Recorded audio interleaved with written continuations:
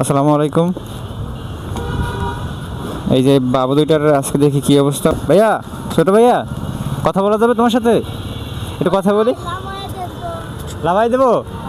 তাহলে আও, নিচে নামো, দাঁড়াও। আজকে গাও, দাঁড়াও দাঁড়াও দাঁড়াও, ছোট ভাই দাঁড়াও, নামাই দিই। ছাড়ো, আল্লাহ নামানো। তোমার সাথে একটু কথা বলতে চাই, তোমার সাথে একটু কথা বলতে চাই, বলা যাবে? একটু কথা বলো। আমি যখন তোমাকে হেল্প করছি তুমি একটু কথা বলো। এদিকে এসো, এদিকে এসো, এদিকে এসো। তোমার বাড়ি কোথায়? আমার বাড়ি মুয়াক। এখানে কেন তোমরা এই জায়গায়? রাস্তাঘাটে তোমাদের বাড়ি ঘর নাই?